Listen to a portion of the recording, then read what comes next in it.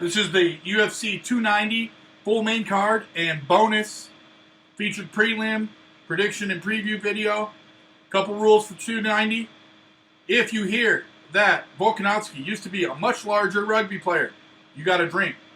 If they mention the revival of the Mexican fighting spirit and the growth of Mexican MMA prominence, you got to drink. Here it goes. Enjoy. UFC 290 main card fight. Bo Nickal versus Valentine the Animal Woodburn. Woodburn is a replacement for Tresean Gore, who was probably going to get beat by Nickal anyway.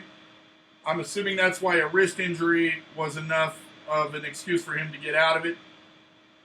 I thought at first when I saw Woodburn, possibly we have a Tyron Woodley clone. He's got that kind of build, but he is not nearly as explosive. What I think is going to happen, Bo Nickal is going to take him down, submit him pretty much right away, and Woodburn is going to get his UFC contract that he probably would have earned in his Contender Series fight in about a month. Bo Nickal by submission, first round.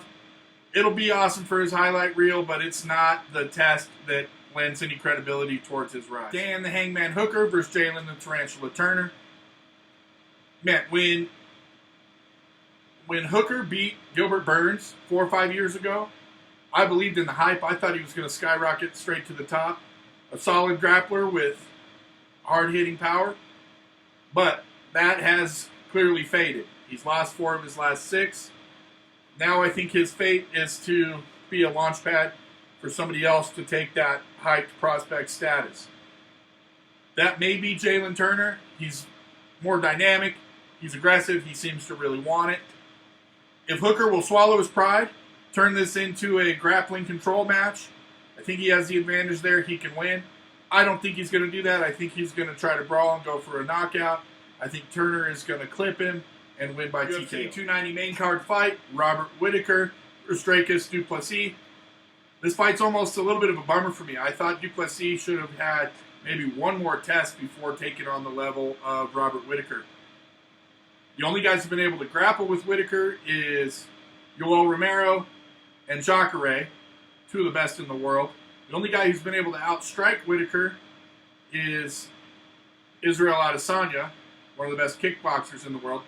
Adesanya is the only guy who's been able to beat him. Duplessis, the guys he's beaten are not nearly the level of Whittaker. That doesn't mean he can't do it, but I don't see the area where he's better. I don't see him coming in with a better strategy. So I think Whittaker is going to keep the gate and remain the guy if there wasn't the guy. Robert Whittaker by 290 co-main event preview. Brandon Moreno versus Alejandro Pantoja.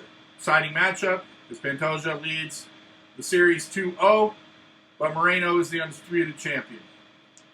Pantoja relies on a high-volume, aggressive, strong, offensive game.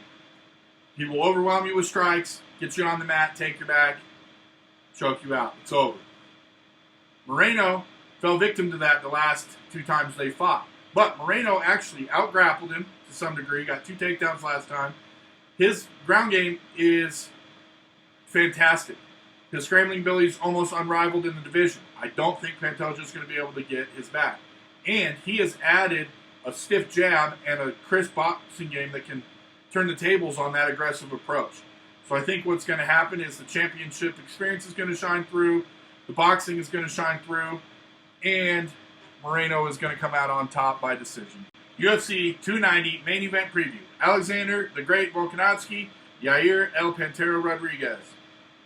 You got Volkanovski, who's going to have the city kickboxing game plan and the mental toughness to stick to it. He's got very crisp striking and can revert to very high-level wrestling. On the other end of the spectrum, Yair Rodriguez is wild with his striking, unpredictable. He does a lot of damage when he connects, but against Korean Zombie, he was being outstruck, hit a Hail Mary. Max Holloway outstruck and out-wrestled him.